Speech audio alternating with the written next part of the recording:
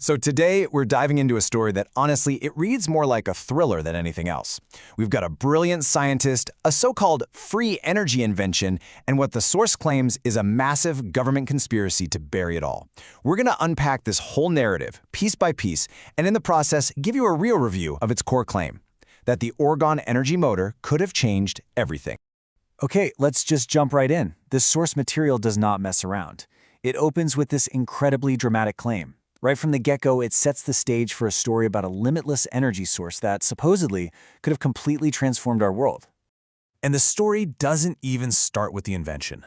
Nope, it starts with an act of total destruction, framed as this deliberate, calculated effort to wipe a dangerous idea clean off the map.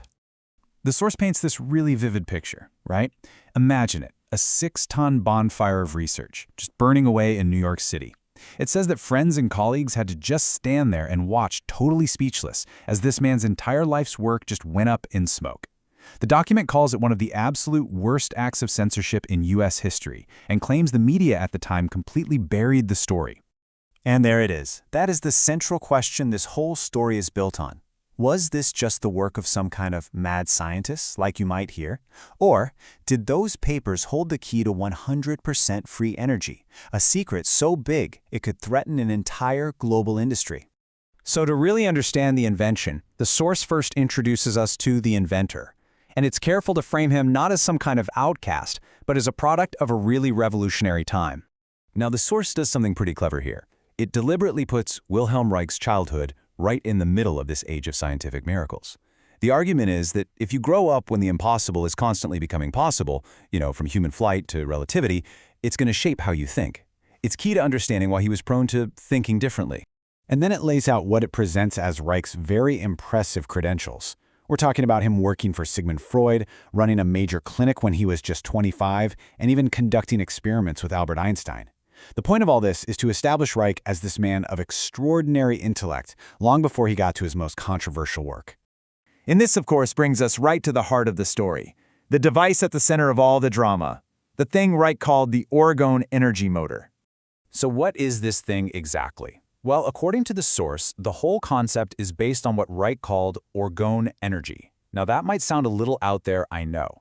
But the document is quick to say that what he was observing was actually related to the behavior of electromagnetic fields, just seen through a very unique lens. Okay, and this is where the story makes a really clever move. It knows the #1 scientific criticism is going to be, hey, perpetual motion is impossible. So it counters that with its own term, almost perpetual motion. The argument it makes is kind of like planets orbiting the sun.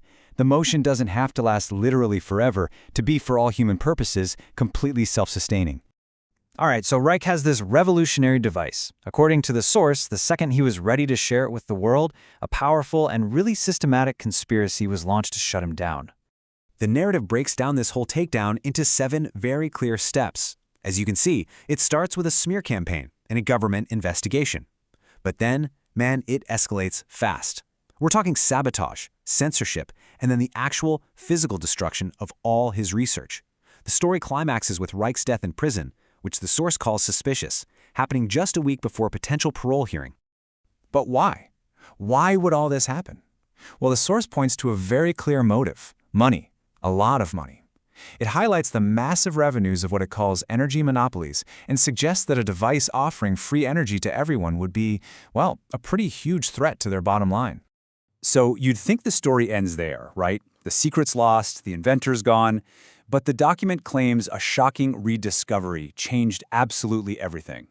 And here's the big twist in the tale. The document claims that the original blueprints for the Orgone Energy Motor were just found in an attic. And get this, the owner was a man who, on his deathbed, supposedly confessed to being that mysterious assistant who vanished with the prototype all those years ago. This alleged discovery is what the whole second half of the story is based on. Of course, to back up the claim that these rediscovered blueprints actually work, the source gives you testimonials just like this one. This is from Kendra, who's 62, and says her energy bill dropped by over 70% in just 1 month after she built the device. And it's not just one person's story either. The document makes the incredible claim that over 102,000 thrilled families are already using this supposedly lost technology to power their homes. And here is the big pivot. After walking you through this epic story of invention, a vast conspiracy, and a miraculous rediscovery, the narrative reveals its ultimate goal: to sell you these exact same blueprints for $49. And that's where our look at this source material has to end. We've just unpacked this incredible narrative full of invention, conspiracy, and rediscovery, and it all leads to an offer to buy the secret for yourself. So it leaves us with the ultimate question. Will the Orgone Energy Motor really change everything? Or is this just a remarkably well-told story designed to sell a product? Based on the story we've just seen, that's for you to decide.